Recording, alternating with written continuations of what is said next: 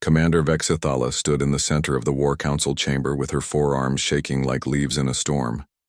The massive room held 20 of the most powerful beings in the Zephyrian Empire, and every single one of them stared at her with growing anger. 3 months had passed since their mighty fleet had departed for the third planet in the Sol system, and now she was the only one who had returned alive. High Chancellor Mordak leaned forward in his crystal throne, and his 6 eyes burned with rage. "You told us this world would fall in 7 days," he said with a voice that could crack mountains. "You said these humans were nothing more than soft meat with primitive weapons. Yet here you stand alone while 200 of our finest ships burn in the void." Vexithala felt her throat close up, but she forced herself to speak. "The initial scans were correct, my lord. The humans do have soft flesh and weak bodies. They breathe only one type of gas and they die if their single heart stops beating. Their ships use fusion power instead of antimatter, and their weapons shoot metal pieces instead of pure energy. By every measure, we know they should have been helpless. Against us." General Kethfor slammed his massive fist on the council table, and the sound echoed through the chamber like thunder. "Then how did they destroy our entire invasion force?" he roared. "How did creatures who never left their own star system manage to defeat warriors who have conquered 1,000 worlds?" The commander closed her eyes and tried to push away the terrible memories that haunted her every sleeping moment. She could still see the human ships charging toward them like metal comets. She could still hear their strange voices singing songs of war as they died. "Because we measured their tools but we never looked at their hearts," she whispered. Chancellor Mordak's voice dropped to a dangerous whisper. "Explain." Vexithala straightened her shoulders and began the story that would change how the Zephyrian Empire saw the galaxy forever. "When our scouts first found Earth, we thought we had discovered the perfect target. The humans had not even built cities on their moon. They had sent only a few small ships to the nearest planets. Their population lived on just one world, and they fought wars against each other using weapons that seemed like toys to us." She paused and looked around the room at faces that showed nothing but contempt. "We thought their division made them weak. We saw them fighting over land and resources and ideas, and we believed they would never unite against us. This was our first mistake." Admiral Gexithan shifted in his seat, and his voice carried the arrogance of someone who had never lost a battle. "Primitives always fight among themselves. It is the way of weak species. Surely you did not let their petty squabbles delay our victory." "The moment our ships appeared in their system, everything changed," Vexithala continued. "All their wars stopped. All their arguments ended. Humans who had been enemies for generations suddenly became brothers and sisters with one goal. They wanted us dead." The War Council members looked at each other with confusion. Species that fought civil wars were supposed to collapse when faced with outside threats. It was a basic rule that had held true across the galaxy for millions of years. Yet these humans had done the opposite. "Our first contact was with a patrol near their moon," the commander said. 12 human ships led by someone called Captain Jake Morrison. Our forward scouts numbered 600 vessels, each one more powerful than anything in their fleet. When they saw us, they should have run or surrendered. Instead, they sent us a message. She activated her memory crystal, and the voice of the human captain filled the chamber. The words were translated, but the tone came through clearly. It was not fear or desperation. It was something far more dangerous. It was joy. Unknown alien vessels. "This is Captain Jake Morrison of the United Earth Defense Force. You have entered human space without permission, and your intentions appear hostile. We are outnumbered and outgunned, but we will not run and we will not surrender. If you want our system, you will have to take it from our dead hands. All ships attack Pattern Morrison. Let us show these visitors how humans fight." The recording ended and silence filled the council chamber. Several members shifted uncomfortably in their seats. They had heard many final transmissions from conquered worlds, but this was different. The human had sounded excited about facing impossible odds. "They charged us," Vexithala said simply. 12 ships against 600, and they came at us with everything they had. Their weapons were weak, but they used them in ways we had never seen. They targeted our sensor arrays first to blind us, then hit our communication relays to separate our formations. When their missiles ran out, they started ramming our ships. General Kethvor made a sound of disgust. Ramming is the tactic of desperate fools. Surely our shields held against such crude attacks. Their ships were not built for ramming, the commander replied. But they made them into weapons anyway. Captain Morrison's vessel struck our command cruiser at full speed, and the explosion took out 3 more ships. Before he died, he broadcast a message to every human in the system. He told them that the enemy could be hurt and that courage was more powerful than technology. She looked around the room and saw the first hints of understanding in several faces. This was when I realized we were not fighting a normal war. These humans were not trying to survive. They were trying to teach their people how to kill us. The War Council chamber grew quiet as the implications sank in. Most species fought to preserve their lives and their civilization. But these humans seemed to treat death as just another tool of war. Chancellor Mordak leaned back in his throne, and his voice carried a note of concern for the first time. What happened to the rest of the patrol? They all died, Vexthala answered.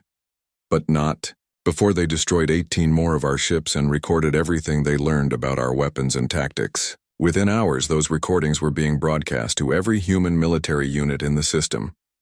They turned their deaths into intelligence that helped their species fight more effectively. The silence that followed was broken only by the soft hum of the chamber's power systems.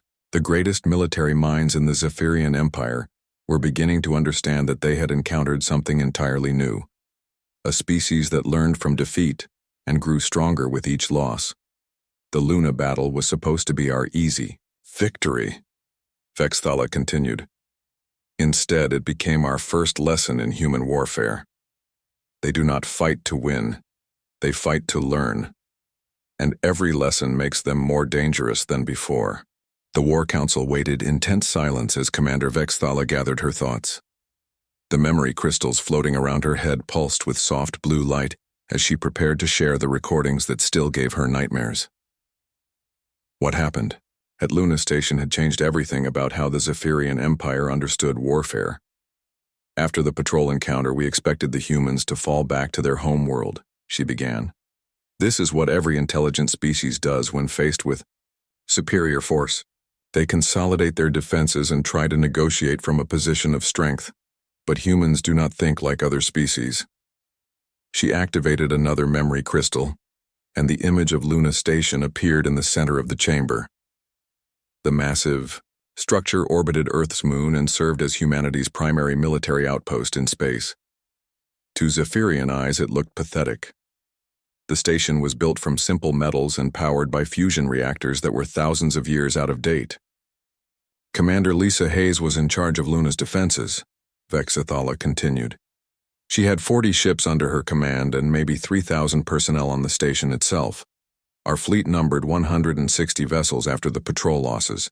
Any reasonable commander would have evacuated the station and retreated to Earth. Admiral Gexton snorted with contempt. Obviously, she was too proud or too stupid to see the situation clearly. She saw it perfectly, the commander replied. That was what made her so dangerous. The memory crystal shifted to show Hayes in her command center. She was a small human with short brown hair and eyes that burned with fierce intelligence. Around her, the station's crew worked with calm efficiency, even though death was approaching fast. There was no panic and no despair. If anything, they seemed eager for the fight to begin.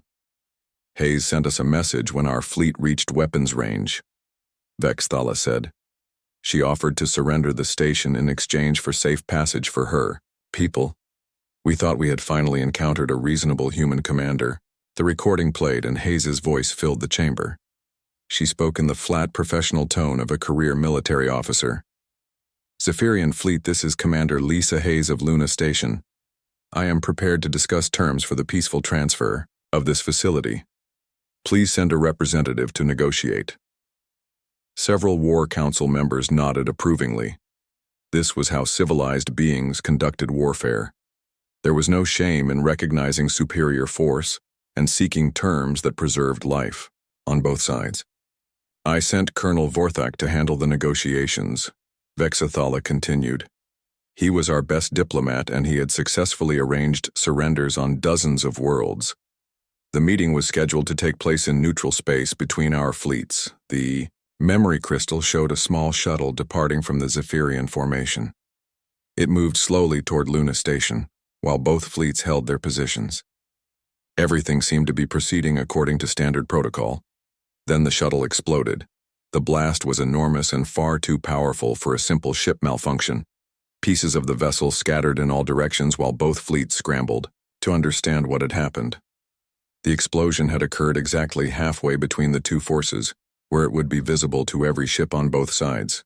Hayes had filled the shuttle with explosives, Vexathala explained. But that was not the real attack. While we were distracted by the explosion, she launched every ship under her command in a coordinated strike against our weakest formation, the EU. Battle recordings showed chaos as human ships emerged from behind Luna's bulk at maximum acceleration. They moved in tight formation using the moon itself as cover until the last possible moment. Their weapons were primitive, but they had studied the patrol recordings and knew exactly where to hit Zephyrian vessels to cause maximum damage.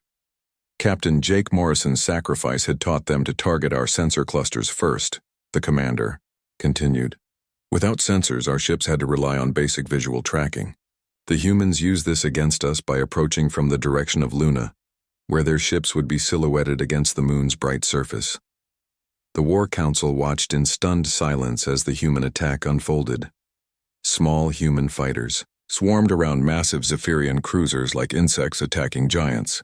They should have been swatted aside easily, but their tactics were too clever and too coordinated. Every human pilot seemed to know exactly what their companions were doing without any visible communication. How did they coordinate so effectively? With primitive communication systems, General Kethfor demanded. They did not use their communication systems, Vexathala replied. They had practiced these maneuvers so many times that each pilot knew their role perfectly. Every contingency had been planned and rehearsed. When their formation broke apart under our fire, it was not chaos. It was adaptation. The recording showed human ships breaking into smaller groups as Zephyrian weapons found their targets. But instead of fleeing or falling back, they regrouped into new attack patterns. Ships that lost engines became guided bombs. Pilots whose weapons failed started ramming runs against Zephyrian vessels. They were turning their defeats into weapons, the commander explained. Every ship we damaged became more dangerous than before. Pilots who should have ejected stayed with their vessels to cause maximum damage on impact. The most terrifying moment came when a human heavy cruiser commanded by Captain Danny Rodriguez had its main reactor damaged by Zephyrian fire.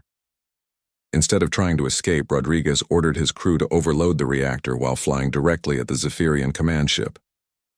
The explosion destroyed our flagship and 4 escort vessels, Vexathala said quietly. But before Rodriguez died, he transmitted detailed scans of our ship's interior structure to every human vessel in the system. His sacrifice gave them the blueprints they needed to target our weaknesses more effectively. The War Council members exchanged worried glances. They were beginning to understand that human military doctrine was based on principles that no other species had ever embraced. These beings treated individual lives as resources to be spent for tactical advantage. The station battle lasted 6 hours, the commander continued.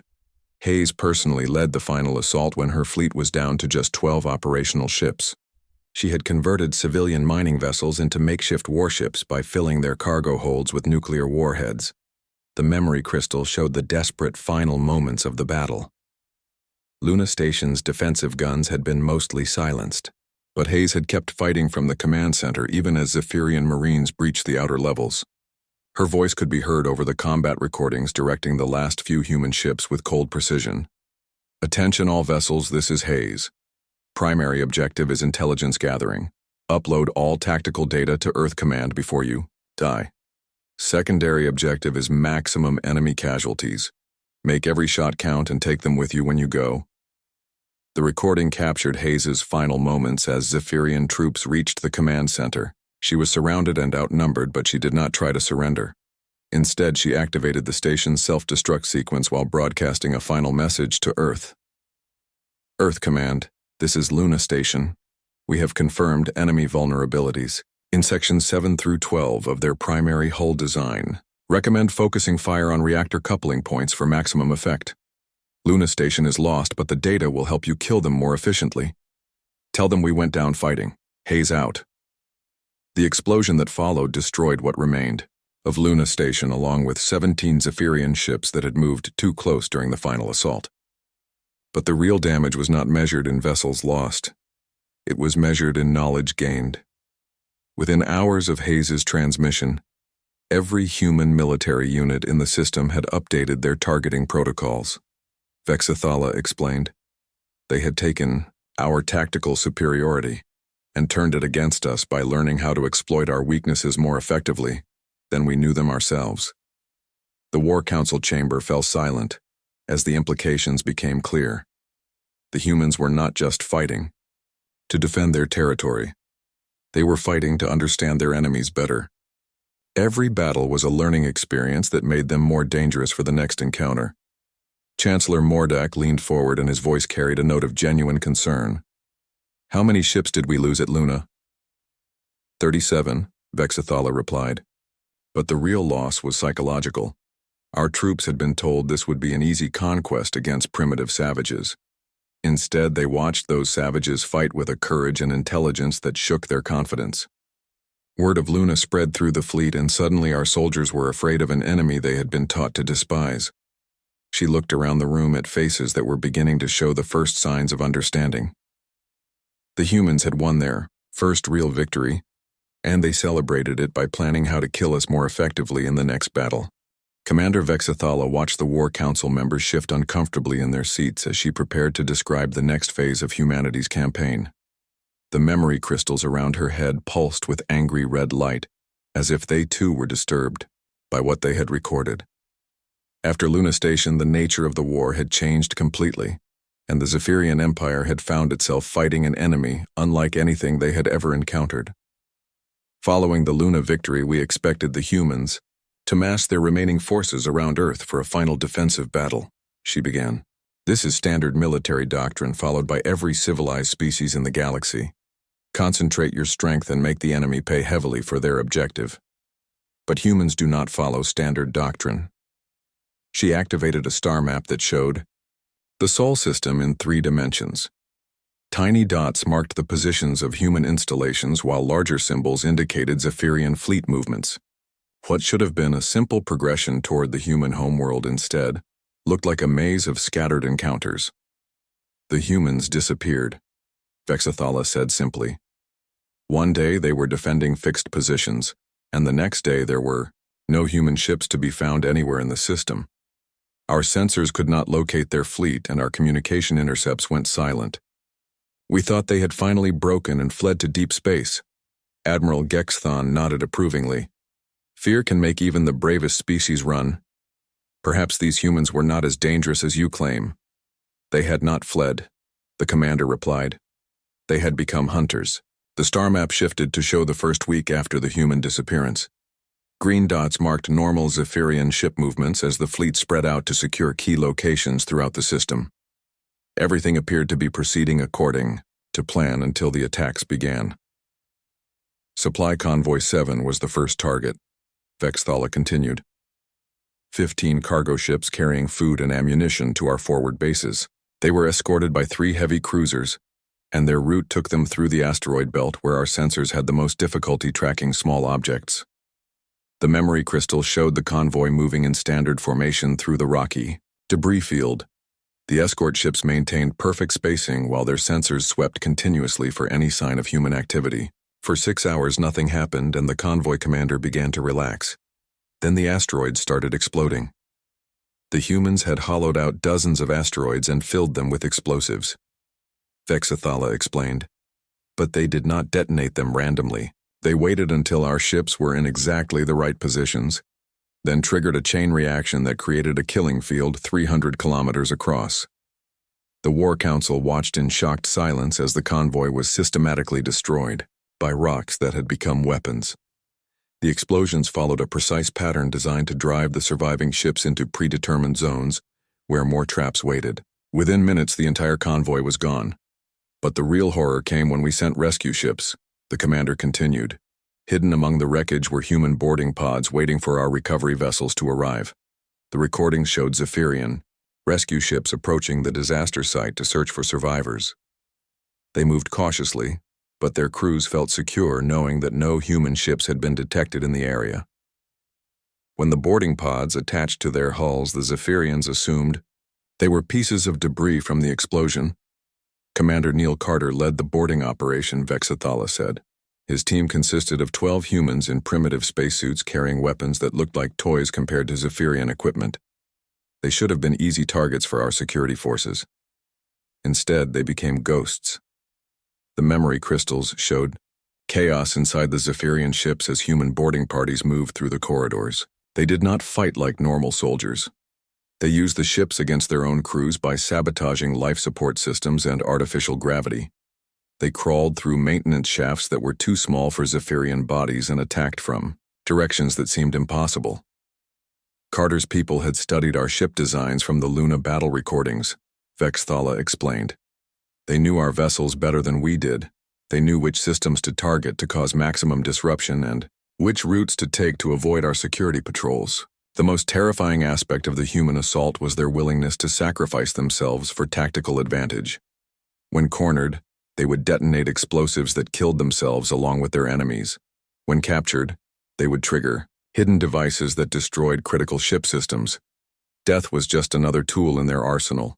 3 rescue ships were taken by boarding parties of less than 50 humans total, the commander continued. But they did not try to escape with their prizes. Instead, they used our own vessels to attack other ships in the rescue fleet. The recordings showed captured Zephyrian ships turning their weapons on former allies. The crews had been replaced by human boarding parties who somehow managed to operate alien technology with deadly efficiency. Within hours, the entire rescue operation had become a massacre. How did they learn to use our system so quickly? General Kethavor demanded. Our technology is based on principles that should be impossible for primitive minds to understand. They did not need to understand it, Vexathala replied. They only needed to copy what they had seen our crews do during the Luna battle. The humans recorded everything, and they have perfect memories for details that matter in combat. She activated another memory crystal that showed Major Susan Phillips leading a different type of assault against a Zephyrian communication relay station. Her team had approached the facility using captured Zephyrian shuttles and wearing modified alien armor that fooled the station's sensors. Phillips and her people did not try to destroy the relay, the commander explained. Instead, they captured it intact and used it to broadcast false information to our fleet commanders. For 2 weeks, they fed us fake intelligence that sent our ships into carefully prepared ambushes. The War Council members looked at each other with growing alarm. The idea of humans operating Zephyrian military equipment was disturbing enough, but using it to deceive their own commanders was a level of sophistication that suggested these beings were far more intelligent than anyone had realized. The deception campaign reached its peak when Phillips used our own communication codes to order a supply convoy directly into an asteroid field that had been converted into a minefield. Vexathala continued. 23 ships were destroyed because they followed orders that came through official channels using proper authentication codes. The recordings showed the convoy approaching what appeared to be a routine delivery point. The ships maintained formation and followed all standard procedures. When the mines detonated, the crews had no warning because they trusted their own command structure completely. This was when our fleet commanders began to realize they were not fighting a conventional war, the commander explained. The humans had weaponized our own systems against us. Every communication could be false. Every order could be a trap. Our soldiers stopped trusting their own command structure. The psychological impact spread through the Zephyrian fleet like a disease. Crews began questioning legitimate orders because they feared human deception. Communication between ships became irregular as commanders tried to verify every message through multiple channels. The humans had introduced doubt into a military organization that depended on absolute trust. Captain Danny Rodriguez became known as the Ghost during this period, Vexathala said. His boarding team specialized in capturing ships without triggering any alarms. They would eliminate the crew silently, then broadcast the ship's final transmissions back to our fleet to show how easily we could be killed. The memory crystals showed Rodriguez and his team moving through a Zephyrian cruiser like shadows.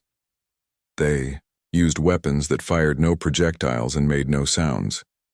Crew members simply collapsed at their posts with no sign of what had killed them. The ship continued operating normally until Rodriguez chose to reveal his presence. The Ghost would wait until our ships were in the middle of important operations before announcing his presence, the commander continued. He would broadcast images of dead Zephyrian crew members to the rest of the fleet, while his team turned the captured vessel's weapons on its former allies. The psychological warfare was more devastating than any physical attack. Zephyrian crews began to suspect that any ship could be compromised at any time. They started firing on their own vessels if communication was lost for more than a few minutes. The humans had turned the Zephyrian fleet against itself. Engineer Beth Collins and her technical teams were even more dangerous than the combat specialists, Vexathala explained. They captured our technology and improved it in ways that should have taken centuries of development. The recordings showed Collins working with salvaged Zephyrian weapons and ship components. Her team had set up hidden workshops throughout the asteroid belt, where they reverse-engineered alien technology with frightening speed. Within weeks, they were producing hybrid weapons that outperformed pure Zephyrian designs. Collins's people began equipping human ships with modified Zephyrian systems that were more effective than our originals, the commander said. They took our advantages and made them into human advantages. The War Council chamber had grown cold during Commander Vexathala's testimony, but now the temperature seemed to drop even further as she prepared to describe the darkest chapter of the war. The memory crystals around her head pulsed with deep, purple light that cast strange shadows on the walls. What happened when the Zephyrian Empire finally reached Earth would haunt her for the rest of her long life. After 2 months of guerrilla warfare, our fleet commanders demanded a change in strategy, she began. Admiral Kexdorn insisted that we abandon surgical strikes and proceed with total planetary bombardment. He believed that destroying the human homeworld would break their spirit and end their resistance. She paused and looked around the room at faces that showed a mixture of anticipation and dread. The War Council members knew that orbital bombardment was the ultimate expression of Zephyrian military power. Entire civilizations had surrendered rather than face the complete destruction of their worlds. The human response to our ultimatum was broadcast on every frequency they could access, Vexthala continued. She activated a memory crystal, and the voice of General Paul Harrison filled the chamber. His words were calm, but carried an undertone of absolute determination that made several council members shift uncomfortably. Zephyrian Fleet, this is General Paul Harrison speaking for the United Earth Defense Council. We have received your demand for unconditional surrender, and our answer is simple. We refuse. You may burn our cities and poison our skies, but you will never break our will. Every human who dies will be remembered, and every death will be avenged. If you want our world, you will have to kill every last one of us, and even then, we will find a way to make you pay. The transmission ended, but its impact lingered in the silence that followed. Admiral Gexthon cleared his throat and spoke in a voice that tried to sound confident. Brave words from a species facing extinction. Surely, they reconsidered when the bombardment actually began. The bombardment lasted for 36 hours, Vexathala replied. Our ships fired everything they had at military targets, civilian centers, and industrial facilities. We reduced most of Earth's major cities to burning ruins and killed millions of humans in the process. The memory crystals showed the terrible beauty of orbital bombardment as seen from space. Bright flashes marked the impact points of kinetic projectiles, while streams of energy weapons carved glowing scars across the planet's surface. Entire metropolitan areas disappeared in clouds of fire and debris that could be seen from orbit. We expected human resistance to collapse within hours, the commander continued. Every other species we had conquered had surrendered when faced with such overwhelming destruction. But the humans did something that no enemy had ever done before. She activated another recording that showed the surface of Earth during the bombardment. Instead of panic and chaos, the images revealed organized evacuation efforts and coordinated defensive measures. Human civilians moved through the destruction with purpose and discipline, while military units maintained communication and command structure even as their bases were destroyed. They adapted to the bombardment like they had adapted to everything else, Vexathala explained. Within hours of the attack beginning, they had established new command centers in underground facilities and started organizing resistance cells in the ruins of their cities. The most shocking discovery came when Zephyrian ground forces finally landed to secure the devastated planet. They expected to find a broken population ready to accept occupation. Instead, they found a world that had been transformed into a massive trap. Dr. Helen Murphy led the Biological Warfare Division, the commander said. While our ships were destroying her cities, she was busy weaponizing everything from bacteria to plant life. The humans had turned their own ecosystem against us. HFY memory crystals showed Zephyrian troops moving through the ruins of what had once been New York City. The soldiers wore full environmental suits and carried the most advanced detection equipment in the Empire. They should have been safe from any biological threats that primitive humans could devise. Instead, they started dying within hours of landing. Murphy's team had released modified organisms that specifically targeted Zephyrian biology, Vexathala explained. Our soldiers breathed them in through damaged suit seals or absorbed them through contact with contaminated surfaces. The weapons were invisible and impossible to detect until it was too late. The recording showed chaos as entire Zephyrian units collapsed from mysterious illnesses that their medical teams could not understand or treat. Soldiers who had survived orbital bombardment and ground combat were killed by enemies too small to see. But the biological weapons were just the beginning, the commander continued. General Harrison had prepared something much worse. She activated a tactical display that showed the global communication network the humans had established during the bombardment. Hidden transmitters scattered through the ruins allowed resistance leaders to coordinate attacks across the entire planet. What appeared to be random acts of violence were actually part of a carefully orchestrated campaign. Maria Santos led the Scorched Earth operations, Vexathala said. Her teams had spent months rigging every important facility with explosives. When our forces tried to secure power plants, factories, and communication centers, they found only empty buildings filled with booby traps. The War Council watched in stunned silence as the recording showed one facility after another exploding as Zephyrian troops approached. The humans had systematically destroyed everything of value rather than let it fall into enemy hands. They had turned their own infrastructure into weapons designed to kill invaders. Santos did not just destroy the facilities, the commander explained. She made sure that every explosion would cause maximum casualties among our ground forces. The traps were designed to activate when specific numbers of troops were present, to ensure that each detonation would eliminate entire squads. The psychological impact was devastating. Zephyrian soldiers began to fear entering any human building because they never knew which ones were rigged to explode. Supply convoys refused to approach installations that might contain hidden bombs. The occupation force became paralyzed by the fear of invisible enemies. The worst part came when we discovered what the humans were doing with their children, Vexathala said quietly. Her voice carried a note of horror that made several council members lean forward in anticipation. Children as young as 10 years old were being used as intelligence operatives and saboteurs, she continued. They could move through our security checkpoints without suspicion because they appeared harmless. But they carried explosives hidden in toys and recorded everything they saw for transmission to resistance leaders. The memory crystals showed a group of human children approaching a Zephyrian checkpoint with flowers and small gifts. The soldiers smiled at what they thought was a peace offering from innocent civilians. When the explosives detonated, the checkpoint was completely destroyed along with 23 Zephyrian troops. The children had been trained to sacrifice themselves for tactical advantage, Vexathala explained. They sang songs and played games while walking into situations that they knew would kill them. Their own parents had taught them to die for the resistance. General Kethvor made a sound of disgust.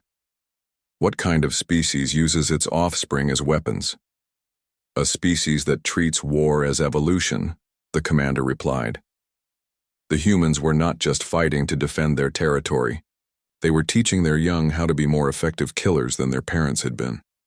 The recordings showed human children receiving military training in underground facilities.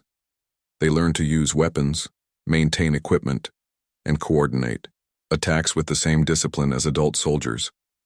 But they also learned skills that adults could not master. Their small size and innocent appearance made them perfect infiltrators. Captain Roger Stone led the final defense of the NORAD facility. Vexthala continued. His team had been trapped underground for 2 weeks while our forces bombarded the surface installation. When they finally emerged, they brought weapons that should not have existed. The memory crystal showed Stone and his soldiers attacking a Zephyrian command post using technology that appeared to be far more advanced than anything humans had possessed at the start of the war. Their weapons fired energy beams instead of projectiles, and their armor deflected Zephyrian fire with impossible efficiency. Engineer Collins and her people had been working throughout the bombardment to create hybrid technology, the commander explained. They had combined human engineering principles with captured Zephyrian components to produce weapons that were superior to either parent technology. The implications were staggering. While their cities burned, the humans had been advancing their technology by centuries in a matter of weeks. They had used the bombardment as cover for a massive research and development program that produced miraculous results. Stone's assault team destroyed our primary command center and killed Admiral Kexdorn along with his entire staff, Vexthala said. But before they died, they transmitted everything they had learned about human hybrid technology to the rest of the fleet. The commander paused and looked around the room at faces that showed growing comprehension of just how dangerous humanity had become. Commander Vexthala stood before the War Council as the memory crystals around her head began to dim. She had reached the final chapter of her testimony, and every being in the chamber could sense that something terrible was about to be revealed. The silence was so complete that she could hear the soft hum of the life support systems and the quiet breathing of 20 of the most powerful leaders in the Zephyrian Empire. After 3 months of occupation, our forces controlled nothing more than the landing zones where our ships touched down, she began. Every attempt to expand our territory met with coordinated resistance that seemed to anticipate our every move. The humans had turned their ruined world into a weapon designed specifically to kill Zephyrians.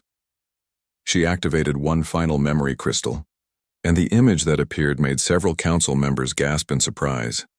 It showed Admiral Chris Walker standing on the bridge of a human ship that gleamed with hybrid technology. The vessel was clearly built from salvaged Zephyrian components, but it had been redesigned according to human principles that made it more efficient than anything in the original fleet. Walker commanded the last organized human fleet in the system. Vexthala continued. 37 ships that had been hiding in the outer asteroid belt while our forces occupied Earth. Intelligence reports suggested that he was planning a final desperate attack against our orbital stations. Admiral Gexthon leaned forward with interest. Finally, a conventional battle that we could win through superior numbers and firepower.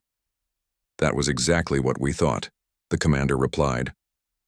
Our remaining fleet numbered 86 vessels, including several heavy battleships that had arrived as reinforcements. Walker's small force should have been destroyed within minutes of entering combat range.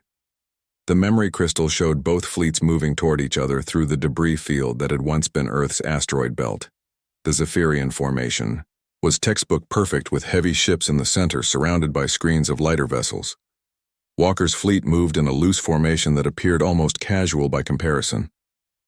The battle began normally with long-range weapons exchanges and electronic warfare attempts, Vexthala said. Our heavier ships had significant advantages in both firepower and protection. Walker's vessels were taking damage faster than they could inflict it, and several human ships were destroyed in the opening minutes. The War Council members nodded approvingly. This was the kind of warfare they understood. Superior technology and tactics would eventually overcome human determination, no matter how fierce it might be. Then Walker opened a communication channel. To our fleet commander, the commander continued. She activated the recording and Walker's voice filled the chamber. His tone was calm and almost conversational, as if he were discussing the weather, instead of facing imminent death.